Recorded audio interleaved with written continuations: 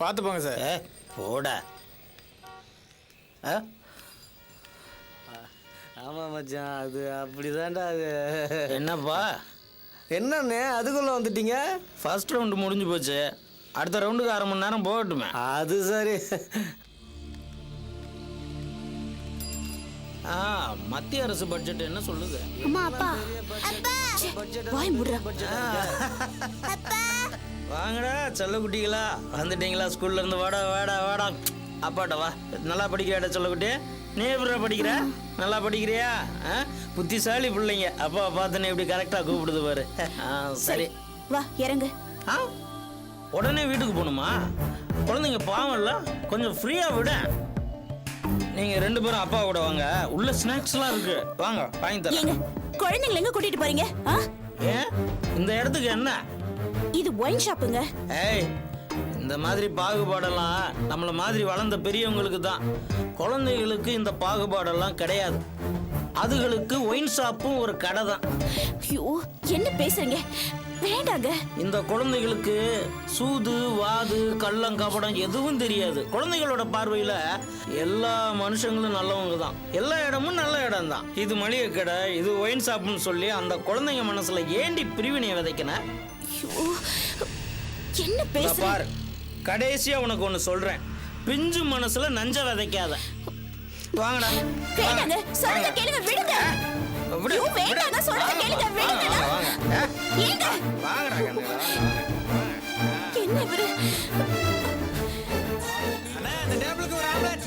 வாங்க வாங்க, என்ன வேணுமோ சாப்பிடுங்க.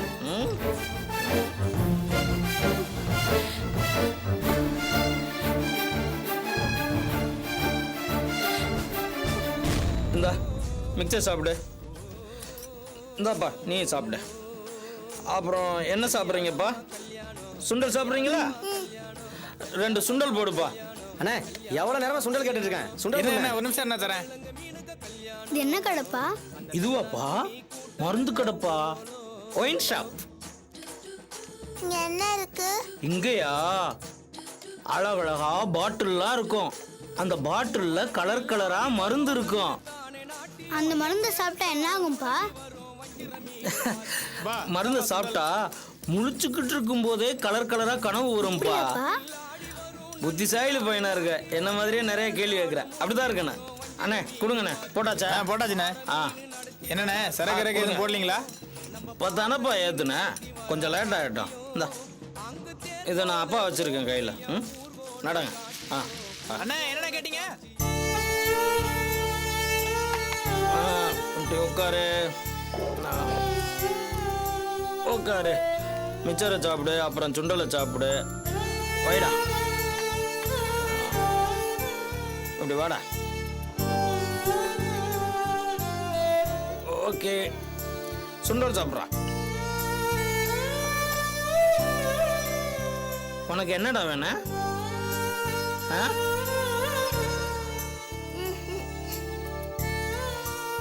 என்ன என்ன வேணும் சொல்லு.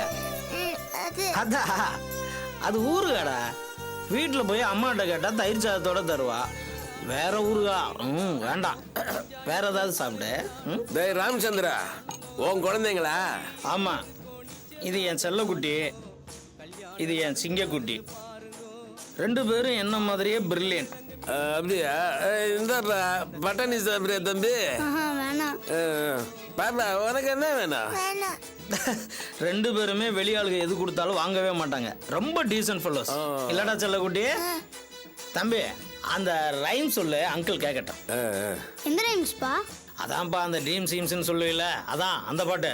சொல்லு. I have a dream, a song to sing, to help me cope with anything. I believe in angels, I believe in angels. When I know the time is right for me, I'll cross the stream, I'll have a dream. கேட்டிங்களா? Super, நல்லா பாடுறான் தம்பி. செல்லம், இப்போ நீ ஒரு rhymes பாடுறா. Rain, rain, go away, come again another day. Little Tommy wants to play. Rain, good. என்ன மாப்பிள்ள இன்னும் ரவுண்டு போடுவோமா? போடலாம். யார் அது? பார்ட்டி சூப்பராக இருக்கு. என்னடா இங்கே நின்றுட்டு இருக்கு? விசாரணை. இன்னும் ஏரியாவுக்கு புதுசா இருக்குது. ஆமா, நான் கூட பார்த்ததே இல்லை. நல்ல குழந்தைங்களை தான் பெற்று வச்சிருக்கேன். தம்பி, அப்புறம் அந்த கணபதி ஸ்தோத்திரம் பாடுவீல, அதை பாடு கேட்கட்டா அங்கிள். சாய் கஜானன தினாபனா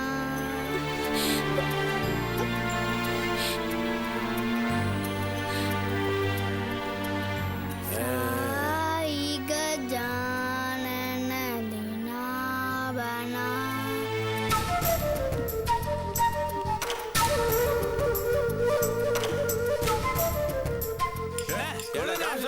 நீ கொடுங்க காசு வாங்கப்பா. அம்பிகை தனயா அமராதீஸ்வர அம்பிகை காசு இல்லடா. சொன்னா கேள. இல்ல சொல்றல.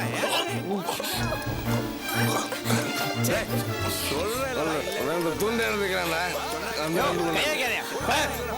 போயன்றல. இல்ல சொல்றடா. போயன்றல. அம்பிகை தனயா அமராதீஸ்வர சொன்னா கேள. போடுடா.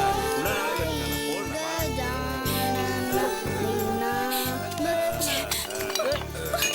நாளைக்கு உமா, என்ன கொஞ்சம் கூட டீசன்ட் இல்லாம? உமா, ஏதோ ஃபேமிலி ப்ராப்ளம் போகுது. நல்ல வேலை என் பொண்டாட்டி அப்பவே ஓடி போயிட்டா. உன் பொண்டாட்டி வீட்டில் நல்லா இருக்கட்டும்.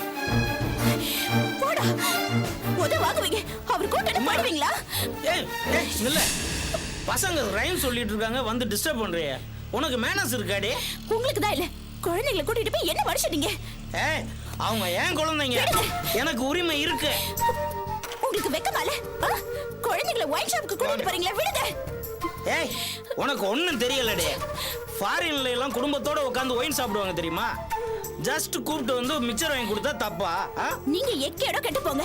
குழந்தைகளை தயவு செஞ்சு கெடுத்துறாதீங்க. போங்க. ஏன் பசங்க நீ யாரு கேக்குறீங்க? எங்க வேணா கூட்டிட்டு போங்க. விடுங்க சொல்றேன்ல. விடுங்க என் பசங்க. விடுங்க. விடுங்க. வாங்க. விடுங்க. விடுங்க. நான் என்ன பண்ண? விடுங்க. விடுங்க என் பசங்கள. விடுங்க. பொம்பளை.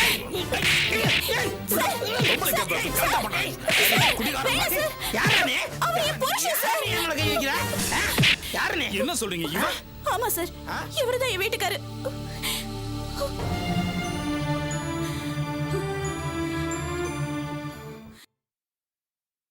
என்ன நிஜமா சொல்றீங்க? நம்பவே முடியலங்க.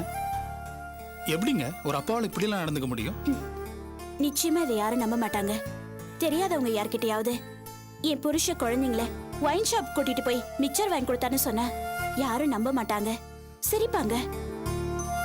ஆனா நீங்களே நேர்ல பாத்தீங்கல்ல.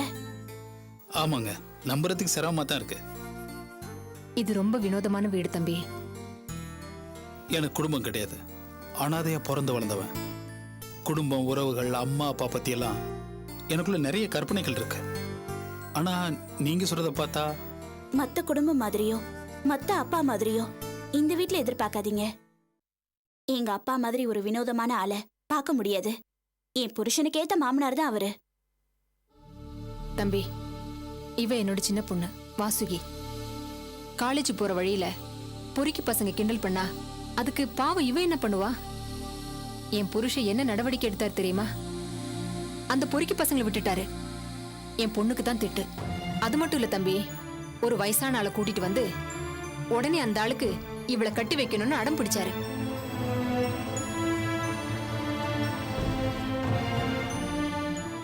என்னங்க இது பைத்தியக்காரத்தனமா இருக்கு? ஏங்க நீங்க பேசாமலா இருந்தீங்க? என்னங்க இது அநியாயம்னு கேட்டா எல்லாரையும் கண்ணாபின்னான்னு திட்டி தீத்துருவாரு. எங்க அப்பா ஒரு விதம், என் வீட்டுக்காரர் இன்னொரு விதம். வீட்ல இருக்கிற முக்கியமான ஆம்பளைங்க 2 பேரும் பிரகஸ்பதி மாதிரி இருக்கிறப்போ கங்கா தான் எங்களுக்கு ஒரே ஆறுதல். கங்காவுக்கு நிறைய பணம் சம்பாதிக்கணும்னு ஆசை. அதுக்கு காரணம் இருக்கு. எங்க அப்பா தான் அதுக்கு காரணம். தான் பொண்டாட்டி தான் பிள்ளைங்கன்னு பார்க்காம ஏதோ எங்களை வேலைக்காரங்க மாதிரி ட்ரீட் பண்ணுவாரு. தான் வீடு தான் பண்ணணும்னு பேசுவாரு. சின்ன வயசுல இருந்தே எங்களுக்கு இதெல்லாம் பழகி போச்சு. ஆனா கங்கா 4 வயசு பொண்ணா இருக்கும்போதே அப்பாவை எதிர்த்து பேசுவா. அதனால அப்பாவுக்கு அவளை சுத்தமா பிடிக்காது. அப்பாவே அவளை கொண்டு போய் ஹாஸ்டல்ல சேர்த்துட்டாரு. ஸ்கூல் முடிச்சதுக்கு அப்புறம் காலேஜ் படிக்கணும்னு ஆசைப்பட்டா. அப்பா முடியாதுன்னு சொல்லிட்டாரு. அப்புறம் அவளே வேலைக்கு போய் தானா படிக்க ஆரம்பிச்சா. அப்பா வீட்டை விட்டு அவளை வெளியில துரத்திட்டாரு. வெளியில போய் பேயிங் கெஸ்டா தங்கி படிக்க ஆரம்பிச்சா. அப்படியே பாம்பே கல்கட்டான வேலை விஷயமா சுத்துனா. அப்பாக்கு தெரிஞ்சவங்க அவளை பத்தி தப்பா வந்து சொன்னாங்க. அப்பா அவகிட்ட சண்டை போடுவாரு. கங்காவும் எதிர்த்து பேசுவா. நானும் அம்மாவும் தான் அவளை சமாதானப்படுத்தி வீட்டுல இருக்க வைப்போம். நீ எல்லாம் எதுக்கு மாஸ்டர் டிகிரி படிச்சேன்னு என்னையும் அவ திட்டுவா. அவ திட்டுறதுலயும் நியாயம் இருக்கு. வீம்புக்காக இந்த மனுஷனை எங்க அப்பா எனக்கு கட்டி வச்சாரு. இந்த மாப்பிள்ள வேண்டான்னு அவ ஒத்த கால்ல நின்னா. ஆனா எங்க அப்பா கேட்கல. பல நேரங்கள்ல அவ கோவம் நியாயமா இருக்கும். ஆனா அவளை முழுசா யாருமே புரிஞ்சுக்கல. இவ அப்பா இது தான் வீடுன்னு சொல்லி அடிக்கடி எங்களை அவமானப்படுத்துவாரு. அப்பெல்லாம் கங்கா சொல்லுவா, அம்மா நான் ஒரு வீடு கட்டுவேன், அங்க கூட்டி போய் உங்களை சந்தோஷமா வச்சுக்குவேன்னு சொல்லுவா. அப்பா என்னை படிக்க வைக்க முடியாதுன்னு சொன்னப்போ கூட நான் இருக்கேன் வாசுகி, நீ படின்னு சொல்லி கங்காக்கு என்னை ரொம்ப என்கரேஜ் பண்ணா. உமா புருஷன் வரதட்சணையை பத்தி கேட்கறப்ப எல்லாம் அந்த ஆளை தூக்கி போடுக்கா, நான் உங்களை காப்பாத்துறேன்னு சொல்லுவா. அவ இவ்வளவு நம்பிக்கையோட சொன்னதுக்கு காரணம் அவங்க மேடம் ராஜாமணி. அவளுக்கு ஏதோ பெரிய பொறுப்பு கொடுக்கறதா சொன்னாங்களா. ஆனா இப்ப யாரோ அபிங்கிறவங்கள்ட்ட கொடுத்துட்டாங்களா. தம்பி, நீங்களும் அந்த ஆபீஸ்ல தானே வேலை பாக்குறீங்க. அபி கங்காவோட பெரிய ஆளா? திடீர்னு அவங்களுக்கு கொடுத்துட்டாங்க இருக்குமா. அதனாலதான் ராஜாமணி மேடம் அந்த அபிக்கு இந்த வாய்ப்பை கொடுத்திருக்காங்க. அப்படிதானே சார்? இல்ல, சூழ்நிலை அப்படி. நிச்சயம் கங்காவும் பெரிய ஆளா வருவாங்க. ரொம்ப நன்றி. உங்களோட கணிப்புக்கு ரொம்ப நன்றி. உங்களை இங்க யார் வர சொன்னது? கங்கா என்னடி இப்படி நீ பேசுற? பேசாத உமா. சொல்லுங்க சார், இங்க வந்து என்ன கதை அடிக்கிறீங்க? இல்லங்க, சும்மா நான் ஒரு விளக்கமும் தேவையில்லை. பார்த்த சைட் எல்லாம் குத்து சொல்றீங்க.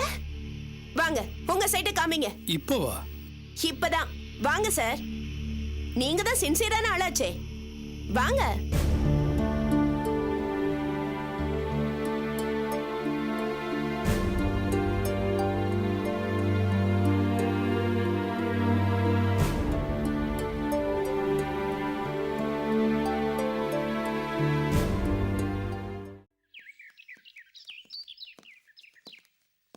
இந்த வீடு சார். இதான்ல? ஆமா. யாருமா வீட்டுல? யார் அது காலங்காத்தால? யார் வேணும் உங்களுக்கு? ரேஷன் கார்டுக்காக கணக்கெடுக்க வந்தம்மா. அப்படியா? என்ன வேணும் சொல்லுங்க. உங்க வீட்டுக்காரர் இல்லையாம்மா? வெளியூர் போயிருக்காரு. என்ன வேலையில இருக்காரு? லாரி ஓட்டுறாரு. மாசம் வருமானம் எவ்வளவுமா? அரிசி, சக்கரை, ரவை, மண்ணெண்ணெய், செத்து பொழைச்சா காசு எல்லாத்தையும் நீங்க தான் தரணும். புரியலையா? அவ்வளோ குறைச்சலான வருமானம் சொன்னேன். ஏமா ஏதாவது ஒரு அமௌண்ட்டை சொல்லுமா. என்ன ஒரு 1500 ரூபாய் போட்டுக்கோங்க. ஏமா ரொம்ப குறைச்சலா இருக்கேம்மா. குறைச்சல் தாங்க, என்ன பண்றது? நீங்க வேணா கவர்மெண்ட்ட சொல்லி ஒரு 3000 ரூபாய் போட்டு தர சொல்லி சிபாரிசு பண்ணுங்களேன். சரிதா, ரொம்ப வில்லங்கமான பொம்பளை இருக்கும் போல் இருக்க. சரி சரி, ஃபேமிலியில எத்தனை பேரு? ஃபேமிலியில நானு, என் புருஷன், என் பொண்ணு, அப்புறம் என் மாமனாரு, கூடவே இந்த மாமியார் கிழவி, இவங்க தான் இருக்காங்க. இவங்கெல்லாம் எப்போ என் கூட நிரந்தரமா இருப்பாங்கன்னு சொல்ல முடியாது. என்ன அனுசரிச்சுட்டு போலனா அவங்களுக்கும் தனி ஓலை தான். சரி, உங்க பேரு, வீட்டு உறுப்பினர்கள் பேரு, வயசெல்லாம் சொல்லுங்க. சொல்றேன், எழுதிக்கங்க. என் பேரு கலா, வயசு 35. என் வீட்டுக்கார் பேரு கருணா, வயசு 40. என் பொண்ணு பேரு கோமதி, வயசு 8. என் மாமனார் பேரு சபாபதி, வயசு 70. என் மாமியார் பேரு லட்சுமி, வயசு 65. அப்ப இவங்க யாரு? இவங்க வேற ஃபேமிலி, என் குழந்தை பொண்டாட்டி, தண்ணி ஓலை. அப்படியா? அப்ப அவங்க வீட்டுல எத்தனை பேரு? இது நீங்க அவகிட்டே கேளுங்க. நான் என் குடும்பத்தை பத்தி மட்டும் தான் சொல்ல முடியும். அதான் தனி ஓலைன்னு சொல்லிட்டோம்ல, அப்புறம் என்ன கேள்வி? சரிம்மா, ஆள விடு. உங்க ஃபேமிலி டீடைல்ஸ் சொல்லுமா. சார், நான் என் ஹஸ்பண்ட், எங்க ஃபேமிலியில 2 பேர் தான். என் ஹஸ்பண்ட் ஆட்டோ ஓட்டுறாரு. மாசம் 5000 ரூபாய் சம்பளம். ஓகேம்மா. குழந்தைங்க இல்லையா? இல்ல சார், இன்னும் இல்ல. சரி அந்த பொண்ணு யாரு? இவங்க இவங்க என் வீட்டுக்கு கெஸ்டா வந்திருக்காங்க. ஓஹோ, சரி உங்க ஃபேமிலி டீடைல்ஸ் சொல்லுங்க. என் ஹஸ்பண்ட் பேரு ராஜேஷ், வயசு 25. என் பேர் ஆர்த்தி, வயசு 20. ஓகேம்மா, நாங்க வரோம்மா. தேங்க்யூ. நான் வரேன்.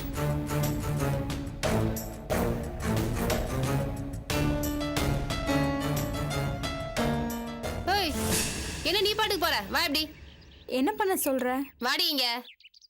அடியே, உனக்கு சூடு சொரணை எதுவுமே கிடையாதா? ராஜேஷ் அவளுக்கு புருஷனா? அப்ப நீ என்ன தெருவுல போறவளா? அன்னைக்கு போலீஸ் ஸ்டேஷன்லயும் இதைத்தான் சொன்னா, இப்போ இதைத்தான் சொல்றா. அக்கா, ஆர்த்தி அப்படி சொல்றதுக்கு ஏதாவது காரணம் இருக்கும்க்கா. ஆமாண்டி, பெரிய காரணம், உலகத்துல இல்லாத காரணம். அடியே, அவ படிச்சவ, மூளையை யூஸ் பண்ணி உன்னை கழட்டி விட பாக்குறா. நீ படிக்காதவ, உன்னை ஏமாத்துறது ஈஸின்னு அவளுக்கு நல்லா தெரிஞ்சு போச்சு. என்ன முழிக்கிற? அவ உன்னை என்னன்னு சொன்னா பாத்தியா? கெஸ்ட்ன்னு சொல்றா. கெஸ்ட்னா என்ன அர்த்தம்? விருந்தாளின்னு அர்த்தம். கொஞ்ச நாள் தங்கிட்டு போற விருந்தாளியை தாண்டி ஒன்னு அவ நினைக்கிறா. இந்த பாருடி, நாம ஏமாளின்னு ஒரு தடவை காமிச்சிட்டா போதும், உச்சந்தலையில ஏறி மிதிச்சு ஒரே அடியா நசுக்கிடுவாங்க. நீ கவனமா இருக்கணும்டி. போலீஸ் ஸ்டேஷன்ல சொன்னா, ரேஷன் ஆபீசர்கிட்ட சொல்றா, இப்படி எல்லார்கிட்டயும் ராஜேஷ்க்கு தான் பொண்டாட்டின்னு சொல்லி சொல்லி அத ஊரும் தலையாட்டி ஒத்துக்கோ. நாளைக்கு ஒரு பிரச்சனைன்னா நீ தெருவுல தானே நிக்கணும்.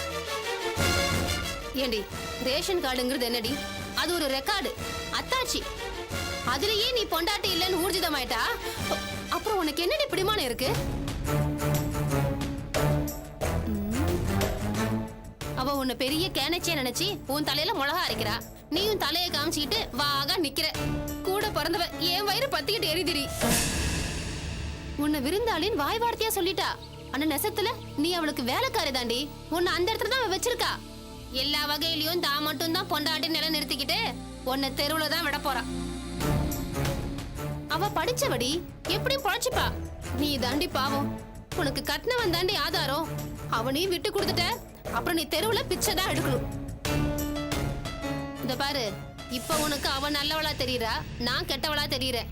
ஆனா பாரு, நான் சொல்றதுதான் கண்டிப்பா நடக்கும். இந்த ஆர்த்தி எத்தாம் பெரிய சூழ்ச்சிக்காரின்னு அப்ப உனக்கு புரியும். அந்த சமயத்துல நீ என்ன நினைப்ப? இந்த பாருடி, கடைசியா சொல்றேன், சுதாரிச்சுக்க.